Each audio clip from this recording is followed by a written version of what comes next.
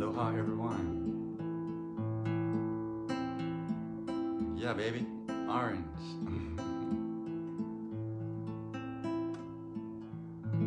Hush thee, my baby. The night is behind us. Black are the waters that sparkle so green. The moon o'er the combers moves downwards to find us, asleep in the hollows that rustle between, where billow meets billow. Soft be thy pillow, weary wee flippering, curl at thy ease.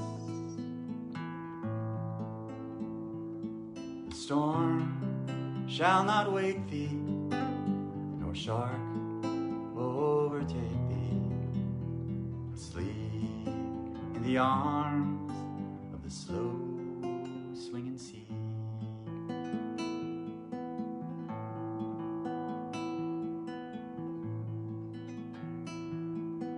Hush thee, my baby, the night is behind us. Black are the waters that sparkle so green, where billow meets billow. Soft be thy pillow, weary wee flippering, curl at thy ease.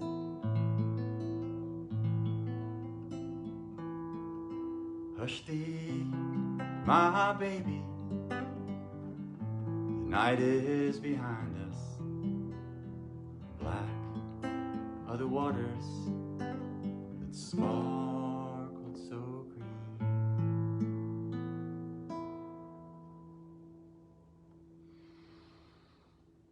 Namaste, everyone. That's a poem by Rudyard Kipling called The White Seal's Lullaby. It's nice to have a little lullaby energy while this world is going through so many things. So, welcome to our Tuesday afternoon, 4:32, healing meditation. Today is a continuation of yesterday, like it always is. And we're going to expand on the glands, the Kundalini Shakti energy, this divine power that resides within us. Is, you could say it's divine, but it's in the human body. It's amplified, energized, guided by the glands. And so what are these wondrous glands of ours? Yesterday we were thanking them, kind of tuning into the master control center in the brain, the pituitary gland, the thymus gland, thyroid glands. All these glands have sort of the magical function of acting kind of like somebody backing a truck into a small space. It's like these glands are taking something really big and trying to just piecemeal it down so that our body can handle it, our body can digest it, our body can make use of all these cosmic energies coming in. Glands function as sort of wavelength modifiers, right? They're sort of crunching down the universe, acting kind of algorithmically. And so let's just notice that for a minute. There's this crunching down of information in the universe. And we just breathe and allow it to come to stillness. It's a much better place to perceive all of these amazing events in the body, is to be in that still place. Why? It's obvious, right? There's a lot going on out in the world.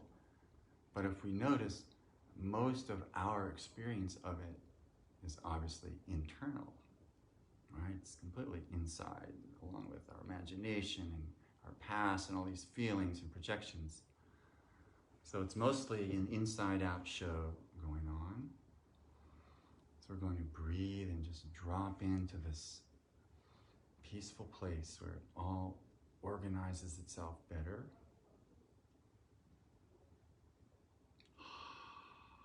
Just allowing the brain to slow down. Allowing everything to calm to stillness. The magic of the still place. So magical. Beautiful stillness, just experiencing that pure I am observation of the self. This witness consciousness.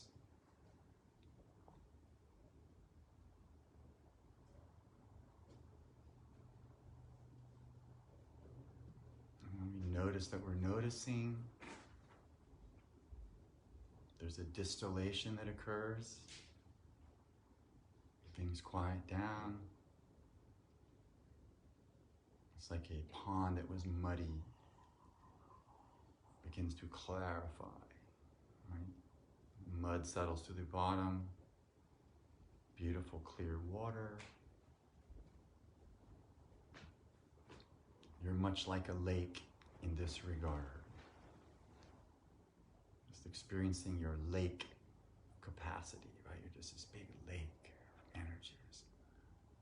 Or if you want, a big ocean of peace, a big feeling that's possible, that's underneath all these anger, churning, resentments, whatever it is that's happening in the brain. It's like swim under that wave, drop down underneath it, and there's another world. It's like we acclimate. We get used to this less pressure zone, deeper.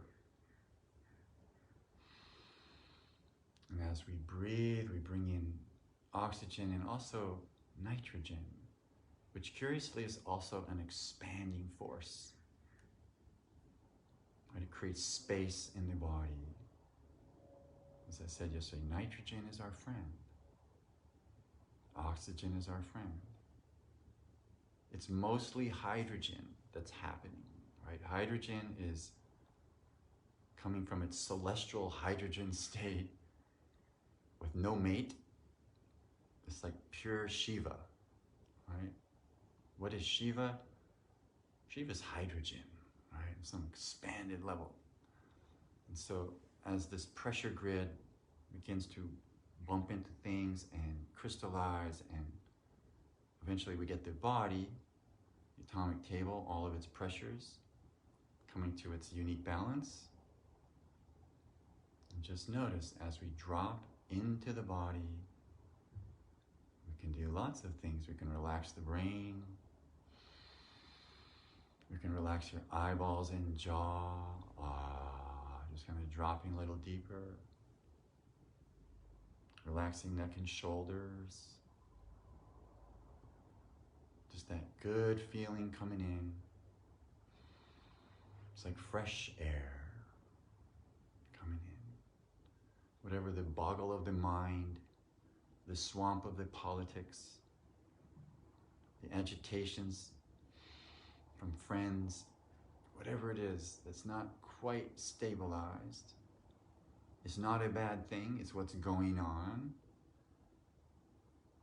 But we can be in the midst of all that uncertainty and disruption.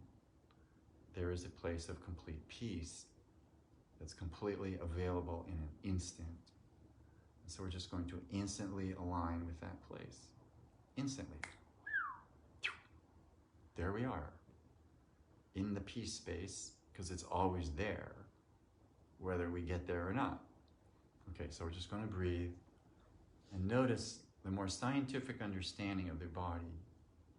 If you've been watching Thrive 2, or you already understand quantum physics in various ways, that your field is a quantum, swirling, amazing, self-organizing locus of, let's say, imploding gravity, right? There's a space in there where everything compresses down to an infinite dot.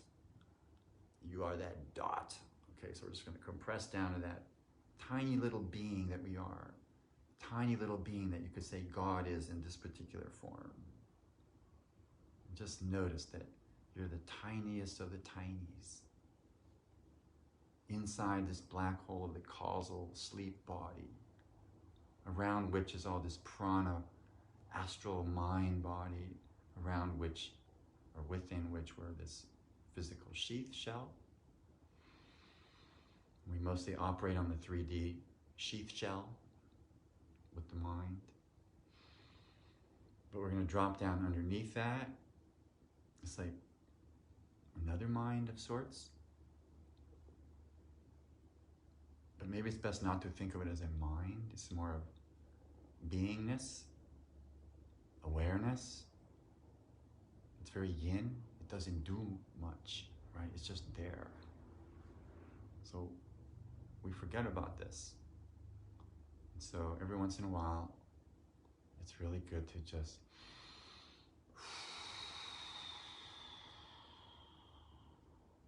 fall back into this place from which everything organizes itself.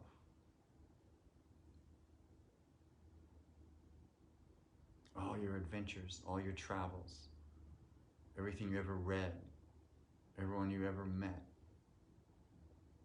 all of these incredible range of experiences completely depends on who you are when you're still.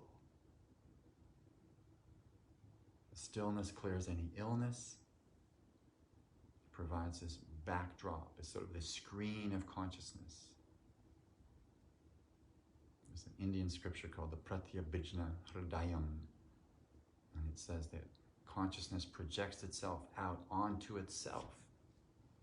It's like you're your own movie, and you're your own screen, and you're your own dream, and you know what I mean. And this is the Kundalini Shakti doing this.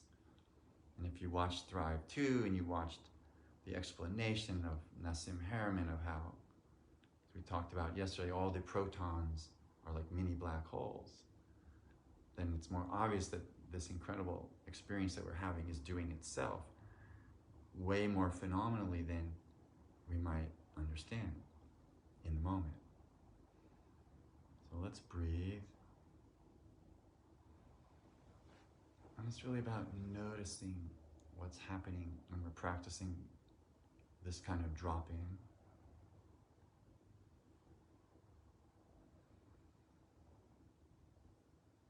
Just breathe and notice.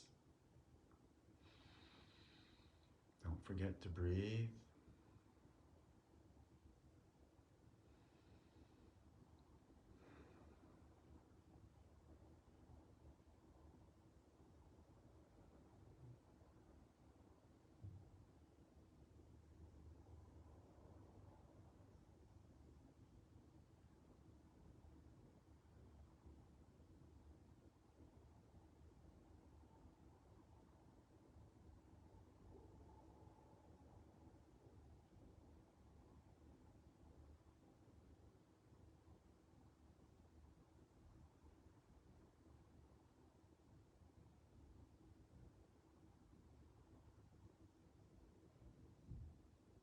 Just notice who you are in this mode.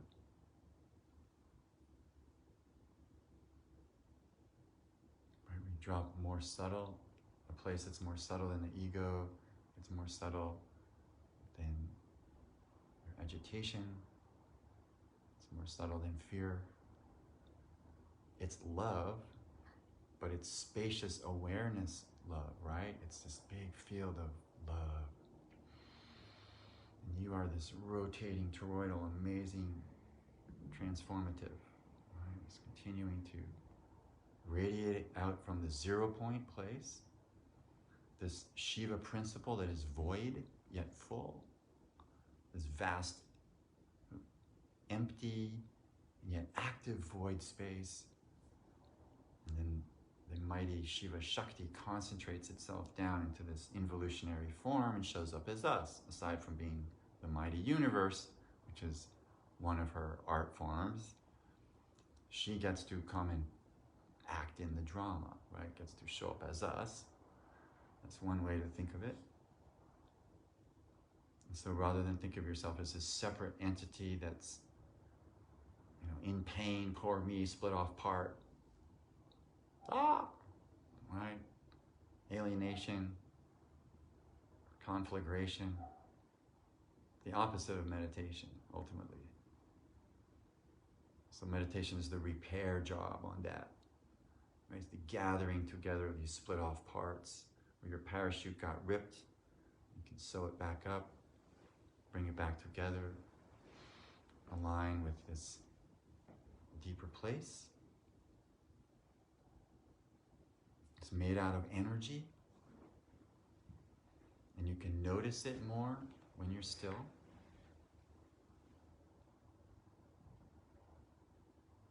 So we're just noticing that you're made out of energy.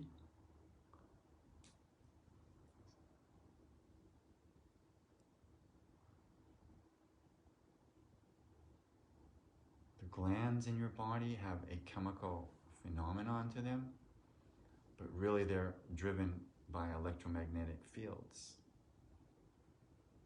The glands are the boss. They're the bosses. They run the show. They basically are operating, like I said, somebody backing a giant truck into a small space is saying, come a little this way, come a little, stop, okay, stop, okay, back up, okay, come forward again, okay, a little bit this way, a little bit that.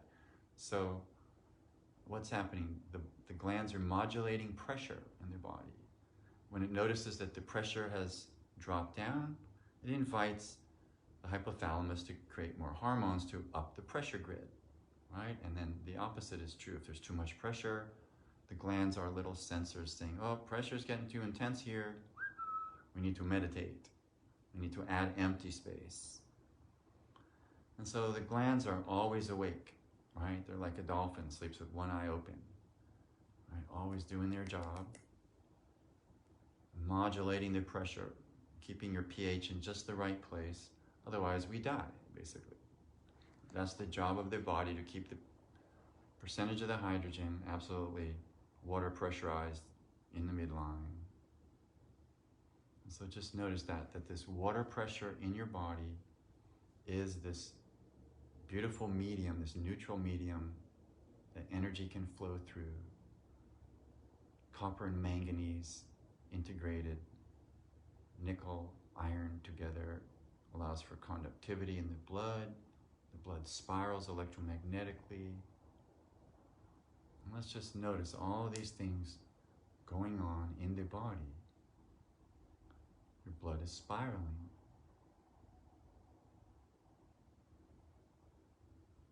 When we think of waveforms, they're not waveforms. They're vortexes, actually. They're 3D vortexes.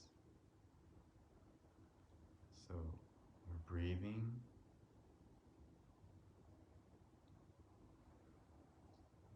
Notice the spiraling action in the blood.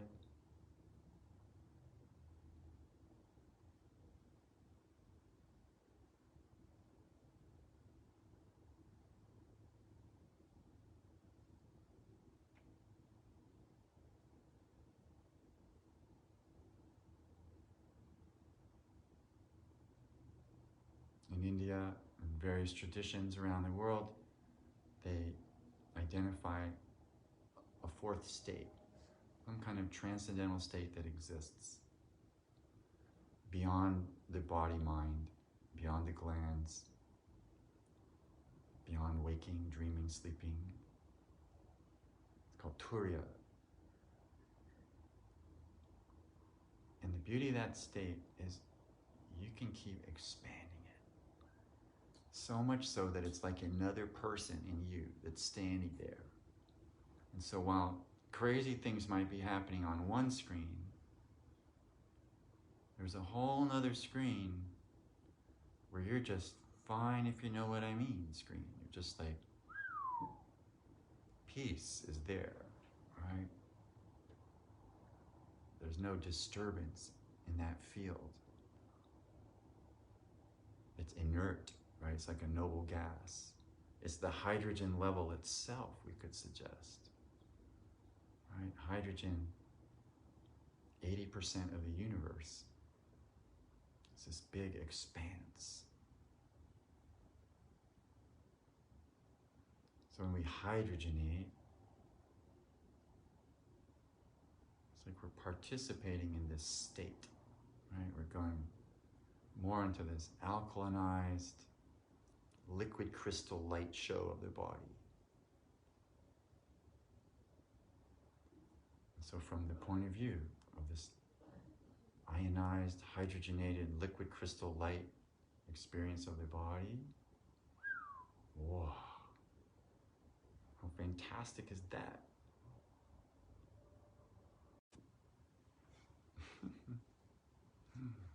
Phone calls come in.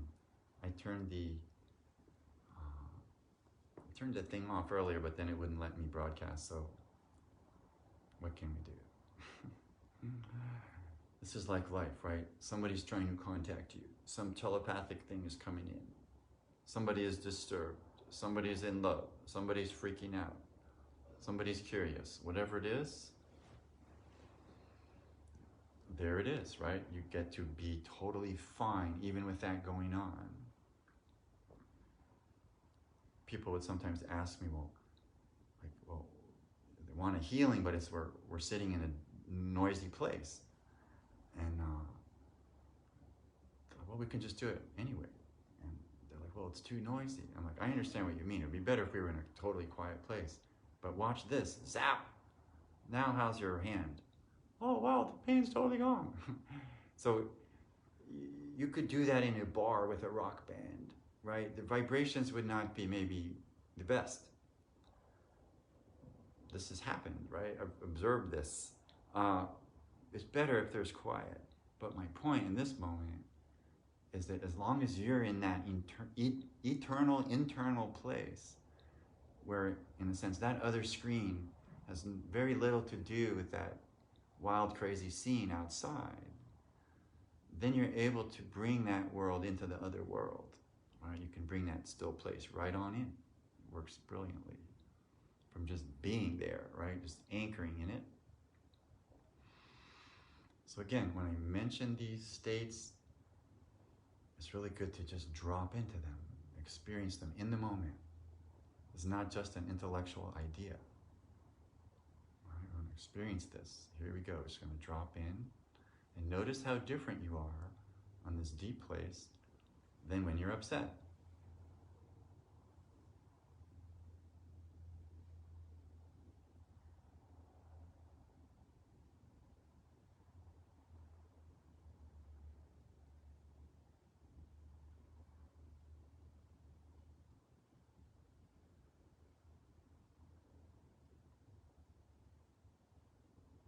Sort of like the Matrix, the blue pill or the red pill.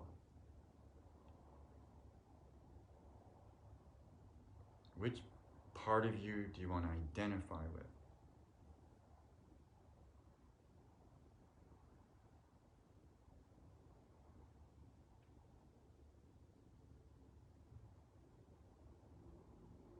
Okay, so there's a lot of energy going on. It's a full moon in Aries tonight. The great planet Saturn is just void of course. It's stopped going retrograde. It's going to go forward.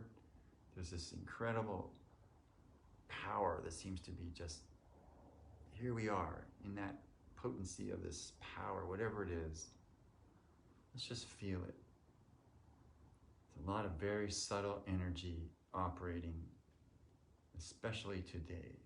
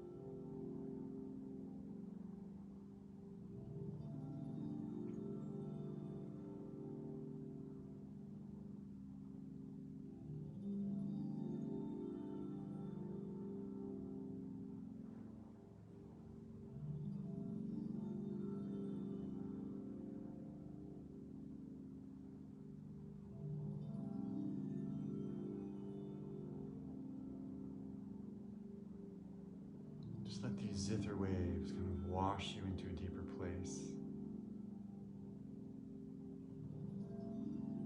Healing zither. It's on Spotify. It's a 59-minute piece I created with an auto harp tuned pentatonically. It's playing the Dani raga in Indian ragas, which is an earth raga, earth pentatonic, good for ground while you fly. While you float through the galaxy, anchored into the earth. Good feeling. Good feeling attracts the healing. Expand into both and. Either or is problematic for sure. Right? What is the problem with either or? It's either good or bad. It's like scary or not scary. It's like the problem is one of those polarities is difficult. But the both and equation, the expand equation, call it the gland power equation, is it's all in play, right? It's all good.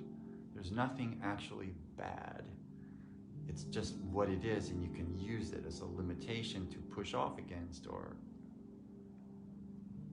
to operate in response to. Limitations have value from that perspective, right? So this both and idea is very Kundalini, right? It's like the Kundalini embraces everything. There's no, it's like light, just shines on everything. Doesn't matter how gross it is, the light will shine on it, right? So this beautiful light shining out of you, essentially.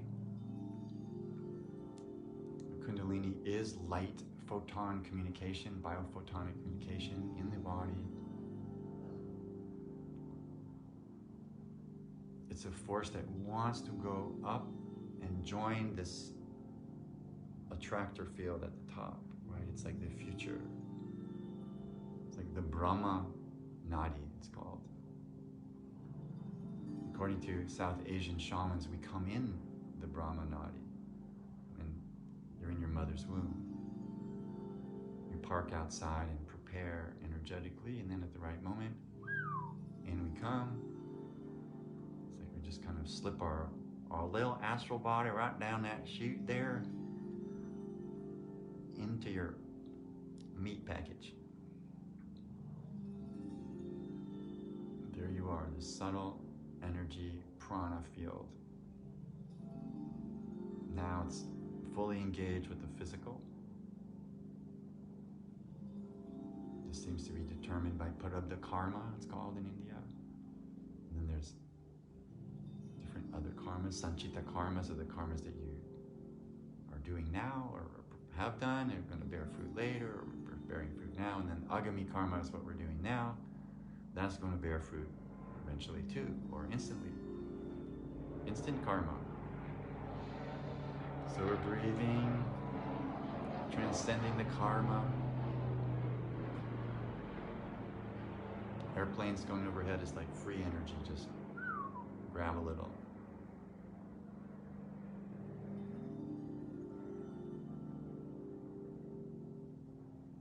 So what are we doing? We're excavating a place that's really solid, that's stabilized in a deep alignment in the core of your being. You could say that's already exists. So there's nothing new being created except perhaps from the soul-making point of view. The more soulful, the more soul-making you do, in the sense you expand your database, your life experience, your universe.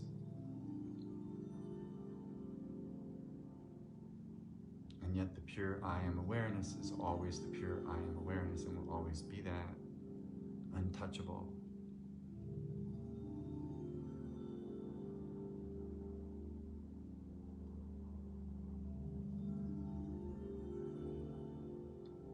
It's always good to come back to that pure I am awareness. It's so soft and gentle. It's like your inner child. It is your inner child.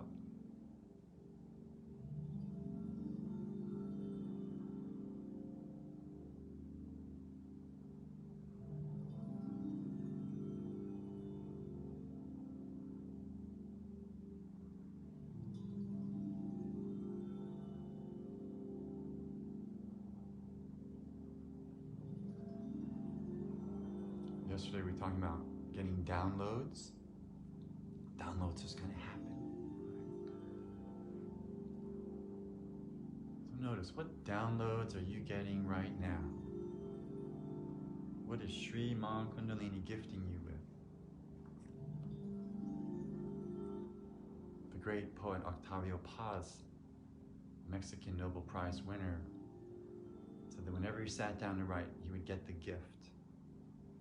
Be like a little seed that would pop up from the universe, and then he would unpack that seed and it would lead him on this writing journey.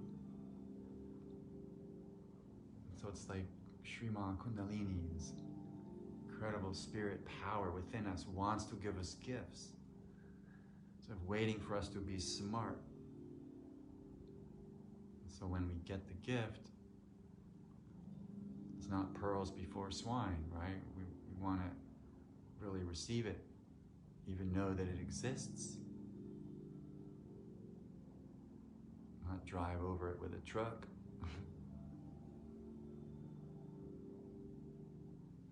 So this pearl, these pearls,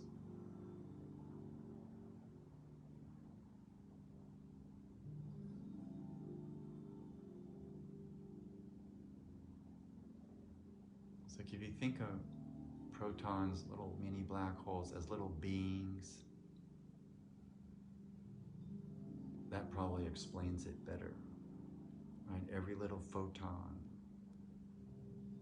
is a being. Like for people that see into fairy worlds and subtle energy universes, these photons are like little fairies, right? It's like little tiny light shows of consciousness, just sparkling. And that's what we are, right? We're kind of this sparkling light show of consciousness, twinkling. Gazillions of mini black holes vibrating, swirling, beautiful musical patterns. A music that's so profound, you can't even get it, right? It's just like this advanced symphony. We're only capable of recognizing patterns at a certain stage, and the celestial patterns are so huge, it's hard to recognize. Right? The left brain is brilliant at chopping everything up into little bite-sized pieces, aside from the glands doing that energetically. The left brain is doing that with thoughts. And that's good if you're a scientist and you want to analyze things. But sometimes the left brain can be disconnected from the heart. That's the danger. Mad scientists exist, right? So you want to go from the left brain into the right. I know for you guys, you're seeing the reverse of this.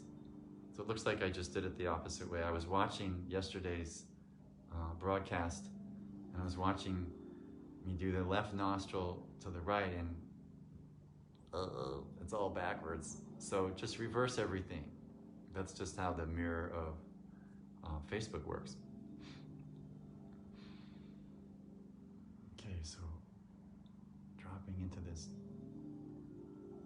alternating universe, we can sort of pop from inside to out to back to inside, left to right, right to left. Just notice what your consciousness is swirling around and doing.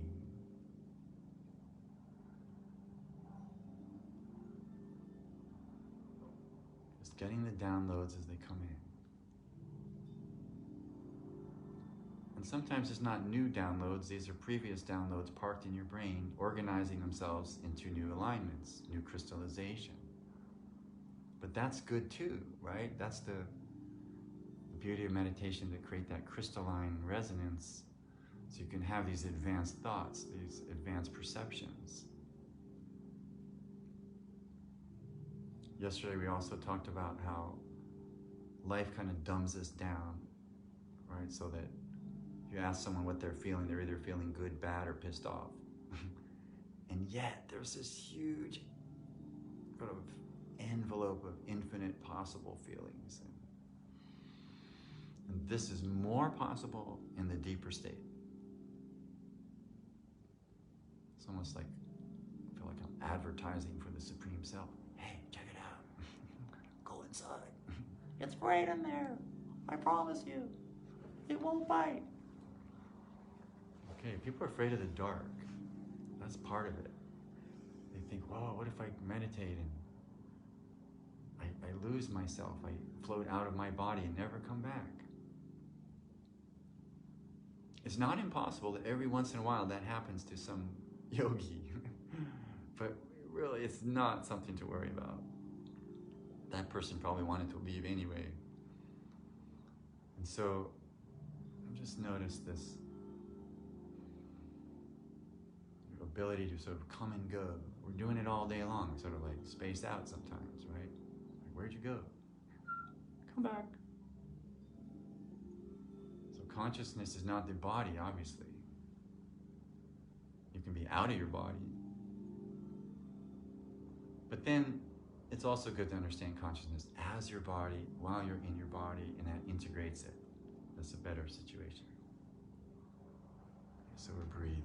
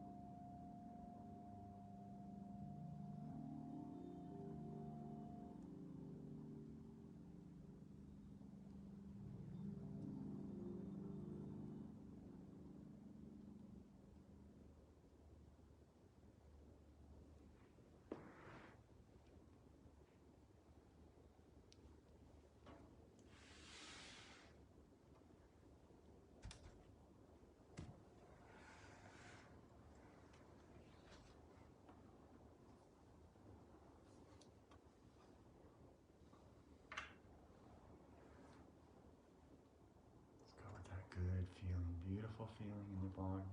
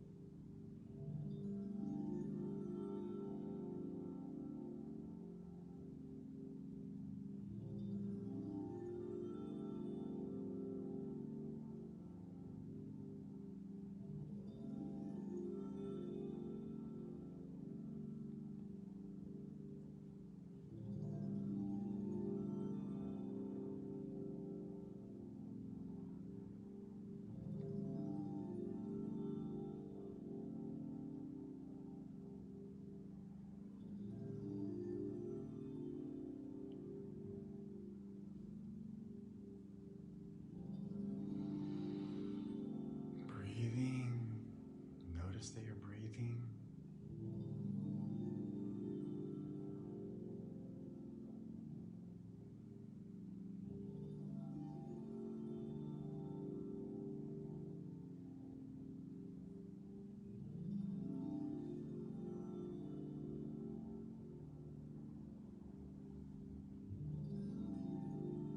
Just noticing all the layers that you could say acquired in the last 50 minutes.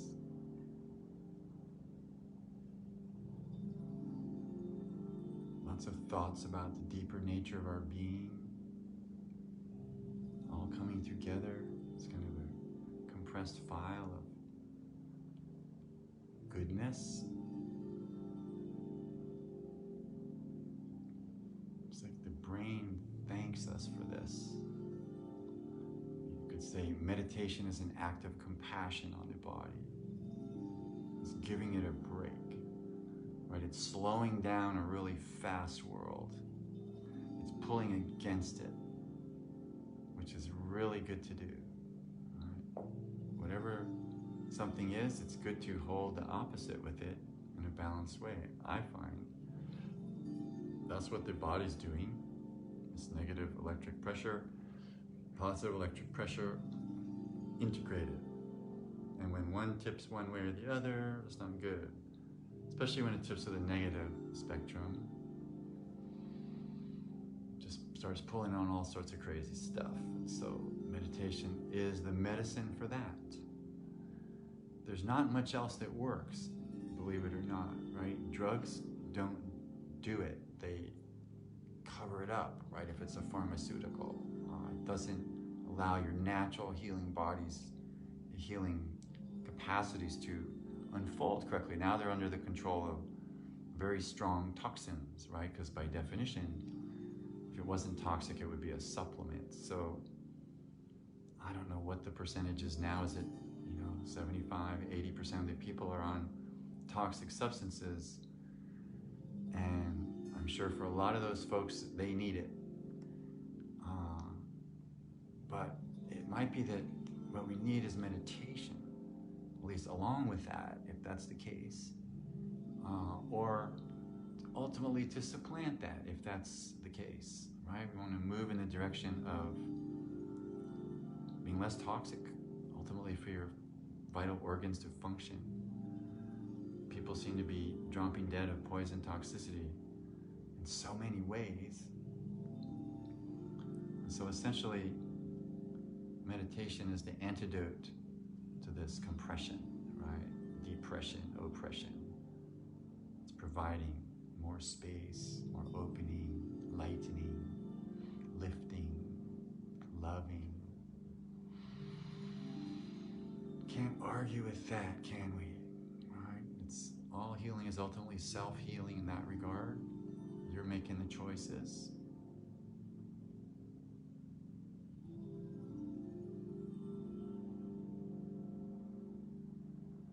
My job for lots of folks is to present them with information either they don't know that's helpful, or they didn't quite understand why it's helpful, or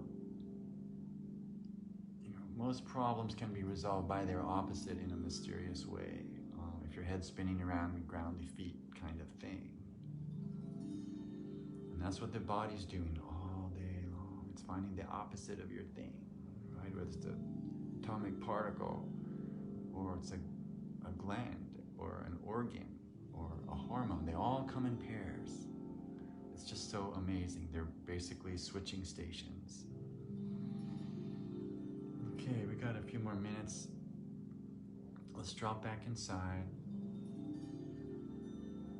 And let's just think about it from the point of view of pressure.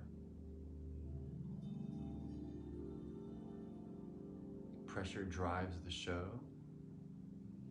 So what settings do you want the pressure at, ultimately? Some people are addicted to energy, to intensity, right? To perfection, to all sorts of things. That's usually driven by some sort of inability to be fine with the moment. That's how I experience it. If you're not fine with the moment, you're going to go and do something. so you're going to resist it. It's so complex what we do. But then again, the simplicity of what we're talking about today is that it's the opposite that allows you to stay present, right? This stillness function, this allowing, this noticing, arcing into the being sector of your being.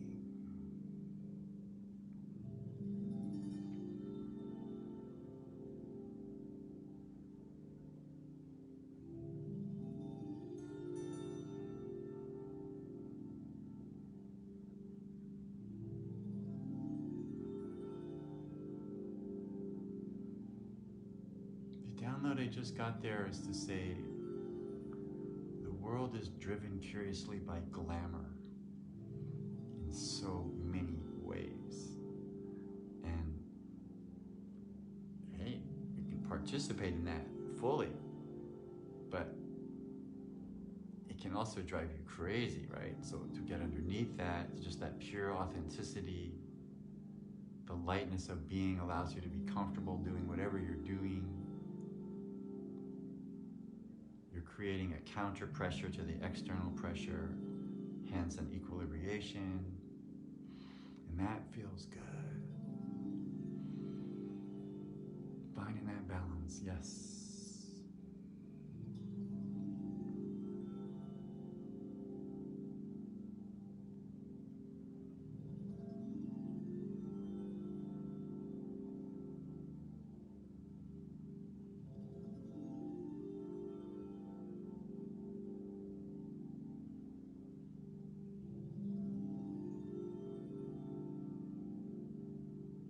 So I can feel this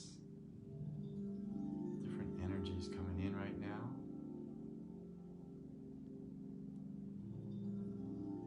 Millions of people will be watching a debate. Millions of people will probably be deliberately not watching that. One way or another, they're thinking about it.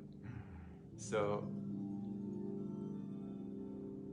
it's like the country is, you could say, on some level at loggerheads, but it's sort of rising up in contradistinction to itself. It's a self-reflecting mirror universe. And so we're going into the palace of mirrors. And I guess the thought there is you could either bark like a dog and it's really insane, or we could just send out more love and then everywhere is reflected more love. And so I'll vote for that one. Okay.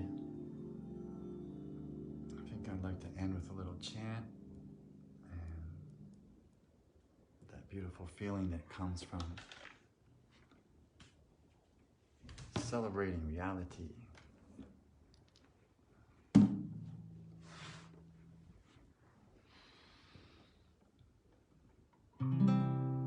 So yesterday I was singing Jayambe. Sing it again.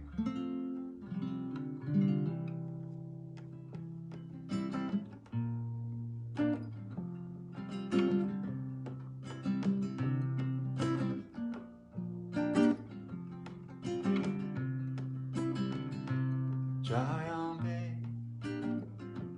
hey Jagadambe, Mata Bhavani, Jayambe, Jayambe, hey Jagadambe, Mata Bhavani, Jayambe, Mata Bhavani, Jayambe. Jayambe,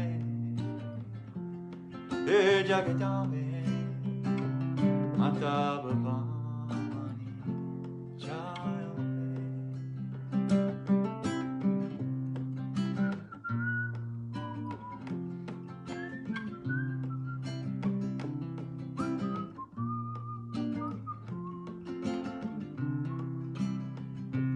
Mata Bhavani, Jayambe, Mata Bhavani, Mata Bhavani Jayambe. Jai Jai Jagadambe Mata Bhavani. Jai Jai Jagadambe Mata Bhavani.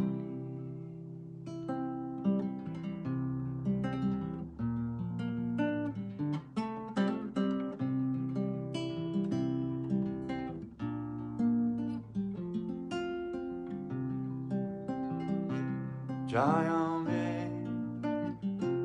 Hey Jagadambe, Mata Bhavani, Jayambe, Mata Bhavani, Jayambe. Jai Jai Jagadambe, Mata Bhavani. Jai Jai Jagadambe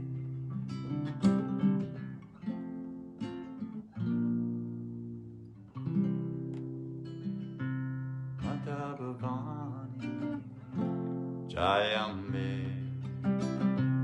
Mata Bhavani Jayambe Mata Bhavani Jayambe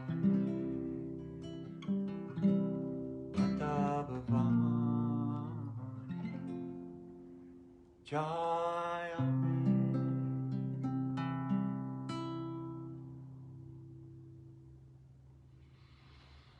Jayambe, Jayambe. That means love to the great goddess of the universe. Thankful we are. Namaste. See you next week.